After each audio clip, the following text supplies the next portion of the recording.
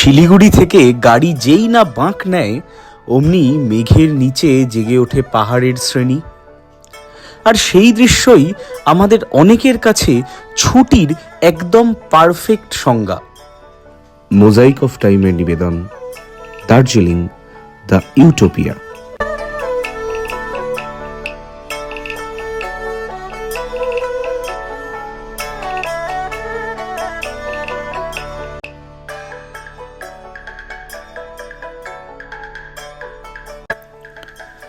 বাঙালির চিরকালের আবেগ, বাঙালির চিরন্তন ফ্যান্টাসি এই দার্জিলিং। মোজাইক অফ টাইমের এই বিশেষ নিবেদনের প্রথম পর্বে আজ আমরা শুনে নেব দার্জিলিংয়ের রাস্তাদের কথা।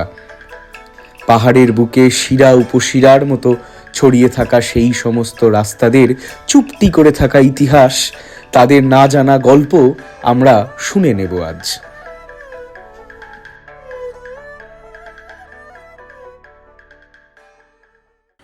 এখন তো দার্জিলিং যাওয়ার জন্য মোটামুটি এনজেপি বা শিলিগুড়ি পৌঁছে গেলেই হলো। কত রকম রাস্তা, কত অপশন। কিন্তু দার্জিলিংয়ের একদম জন্মলগ্নে ব্যাপারটা এত সোজা ছিল না। একদিকে শিলিগুড়ি তখনও একদম ম্যালেরিয়ার জন্য প্রসিদ্ধ একটা গণ্ডগ্রাম। তারপর ওই জঙ্গলাকীর্ণ পাণ্ডব বর্জিত পাহাড় পেরিয়ে ব্রিটিশদের স্বপ্নের দার্জিলিংয়ে পৌঁছানো খুব ঝক্কির কাজ ছিল। ওদিকে কলকাতার সাহেবরা গরমে অতিষ্ঠ হয়ে অপেক্ষা করছেন কবে দার্জিলিং উদ্বোধন হবে। তো যাই হোক, রাস্তা তৈরি শুরু হলো। 1842 সালে মোটামুটি শুরু হয়ে গেল দার্জিলিং যাওয়ার প্রথম রাস্তা। নাম ওল্ড মিলিটারি রোড বা পাংখাবাড়ি রোড। সেই রাস্তা আজও কিন্তু একদম কার্শিয়াং থেকে ডাউহিল হয়ে জলা পাহাড় দিয়ে ঢুকে পড়ছে দার্জিলিং। আজও সেই রাস্তা সগৌরবে চলিতেছে।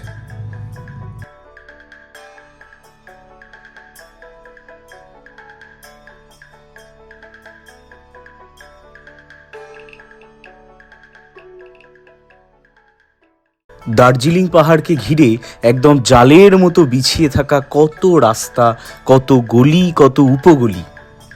এদের মধ্যেই কিছু রাস্তার কথা আলাদা করে না বললেই নয়।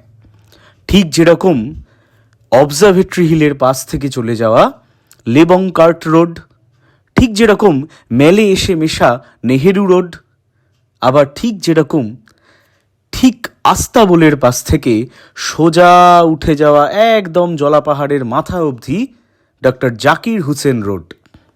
এই রাস্তাটা ব্যক্তিগতভাবে আমার কাছে বড় পছন্দের। আমরা যদি মেলের আশেপাশে আস্তাবলের দিককার হোটেলের কোলাহল, একটু ঝঞ্ঝাট পেরিয়ে আস্তে আস্তে উঠতে থাকি, ডক্টর জাকির হুসেন রোডের শান্ত স্থিতধী পুরনো বাড়িগুলো, তাদের গায়ে জমে থাকা লাইকেনের স্তর, শ্যাওলা ঝোলো হাওয়া, ধীরে ধীরে নেমে আসা কুয়াশার চাদর কিভাবে যেন পুরনো দার্জিলিংয়ের মায়ায় ফিরিয়ে নিয়ে যায়।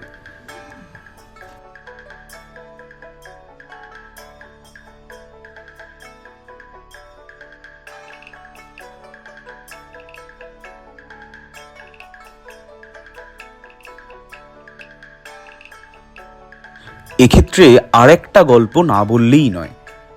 1838 সালে যখন পাংখাবাড়ি রোড নির্মাণ শুরু হচ্ছে, তখন কিন্তু দায়িত্বে ছিলেন দার্জিলিংয়ের প্রথম এক্সিকিউটিভ ইঞ্জিনিয়ার লেফটেন্যান্ট জন গিলমোর। কাজ শুরুর মাত্র কদিনের মধ্যেই 2রা জুলাই 1838 তিনি প্রচণ্ড অসুস্থ হয়ে কাজে ইস্তফা দিতে বাধ্য হন। তার জায়গায় দায়িত্ব নেন লেফটেন্যান্ট রবার্ট নেপিয়ার। কাজ 1842 মধ্যে সম্পূর্ণ হয়। আর এই কাজ সম্পূর্ণ করতে সমতল থেকে প্রচুর শ্রমিকদের নিয়ে আসা হয়।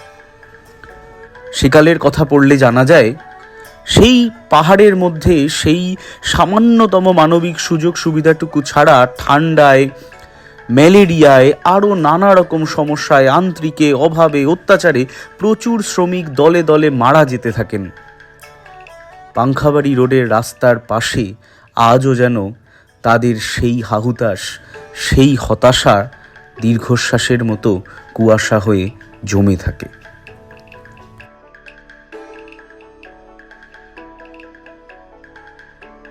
দার্জিলিং যাতায়াতের কথা উঠবে আর টয় ট্রেনের কথা উঠবে না, তা তো হতে পারে না। টয় ট্রেন, খেলনা গাড়ি, ওয়ার্ল্ড হেরিটেজ সাইট, দার্জিলিংয়ের ঐতিহ্য। দার্জিলিং বলতেই চোখ বুঝলেই মনে পড়ে শুঁয়োপোকার মতো টয় ট্রেন ঝিকঝিক করতে করতে একদম ছুটে চলেছে পাহাড়ের বুক চিরে। কলকাতা থেকে ট্রেনে দার্জিলিং যাওয়াটা সেই যুগে কিন্তু যথেষ্ট ঝক্কির ছিল। তার কারণ হচ্ছে এখন মোটামুটি আমরা শিয়ালদা বা হাওড়া থেকে ওয়েলিংটন ব্রিজ বা বিবেকানন্দ সেতু পেরিয়ে দিব্যি সোজা ট্রেন চলে যাচ্ছে এনজেপি বা শিলিগুড়ি অবধি। সেই সময় কিন্তু গঙ্গা বা পদ্মা তীরে দামোগদরিয়া কিংবা বিহারের সড়কগুলি অবধি ট্রেন যেত। তারপর স্টিমারে করে পেরোতে হতো বাকি রাস্তাটা, নদী পেরিয়ে আবার দৌড়ে গিয়ে ট্রেনে বসে পড়তে হতো, তারপর আবার ঝিকঝিকে ট্রেন ছুটতো একদম শিলিগুড়ি অবধি। তারপর টয় ট্রেন। এই টয় ট্রেন কিন্তু তৈরির সময় ব্রিটিশরা যা খরচা করেছিল, সেই সময় গোটা পৃথিবীতে ছড়িয়ে থাকা ব্রিটিশ উপনিবেশের কোথাও কোনো রকম যোগাযোগ ব্যবস্থা তৈরিতে এত খরচা তারা করেনি। আর টয় ট্রেন দার্জিলিংয়ের মাথার মুকুটের মতো বিছিয়ে রয়েছে ওই জন্যই। টয় ট্রেন তৈরির সময়কার ইঞ্জিনিয়ার ছিলেন ফ্র্যাঙ্কলিন প্রেস্টিজ। তো সে ভদ্রলোকের হাতে একটা অসাধ্য সাধন করার মতো কাজ ধরিয়ে দেওয়া হয়েছিল। তাতে যথেষ্ট সমস্যা ছিল। ওই রকম একটা ছোট্ট ট্রেন পাহাড়ের থেকে ঢাল বেয়ে ওপরে উঠবে, এ বড় সোজা কাজ নয়। পদে পদে বাধা পাচ্ছিলেন ফ্র্যাঙ্কলিন প্রেস্টিজ। এমনকি ঠিক যে জায়গাটায় টয় ট্রেন পাহাড়ের ঢাল বেয়ে ওঠা শুরু করবে, সেই জায়গাটায় এসে তার সমস্ত জারিজুরি একদম আটকে গেছিল। মুষড়ে পড়েছিলেন ভদ্রলোক। সেই সময় উদ্ধার করতে আসেন তার স্ত্রী। এই বিষয়ে দুটো মতামত আছে। একদিকে বলা হয় যে ফ্র্যাঙ্কলিন প্রেস্টিজের স্ত্রী তার খুব ফ্রাস্ট্রেটিং একটা চিঠিতে বলেছিলেন যে তোমাকে আর কাজ করতে হবে না, তুমি ফিরে এসো দেশে, তারপর আবার যাও, কাম অ্যান্ড গো ব্যাক, তখন আবার নতুন করে কাজ হবে। আরেকটা চিঠিতে বলা হয় যে তার স্ত্রী মনে করিয়ে দেয় বল ডান্সের সময় দুজন যখন একসাথে নাচ করছে, সঙ্গী যদি কিঞ্চিত পশ্চাদপসরণ করে তাহলে আরেকজন কি করে, পিছিয়ে আসে, সামলে নেয়, তারপর আবার একই ছন্দে এগিয়ে যায়।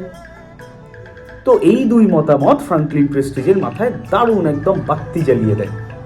তার ফলে যেটা ঘটে, তিনি ঠিক যে জায়গায় টয় ট্রেন পাহাড়ে চড়ছে ঠিক সেই জায়গাটুকু চুনাভাট্টির আশেপাশে, সেই জায়গাটায় তিনি একটা জেড আকৃতির জিগজ্যাগ লাইন পাতেন, যেখানে টয় ট্রেন একবার এগিয়ে যায়, তারপর আবার পিছিয়ে আসে, তারপর আবার সোজা গতিবেগ নিয়ে উঠে পড়ে পাহাড়ে, তারপর একদম ধোঁয়া ছাড়তে ছাড়তে ছাড়তে ছাড়তে টুং পেরিয়ে, সোনাদা পেরিয়ে, সুখিয়া পেরিয়ে, ঘুম পেরিয়ে পৌঁছে যায় একদম শৈলরানী দার্জিলিংয়ে। তবু প্রতি বছর দলে দলে মানুষ ছুটে আসেন দার্জিলিংয়ে। ঘুম থেকে দার্জিলিং ঢোকার মুখে তুমুল জ্যাম হয়। দার্জিলিংয়ের গাড়ি নিয়ে সিন্ডিকেটের দাপাদাপির কথা তো সকলেই জানে।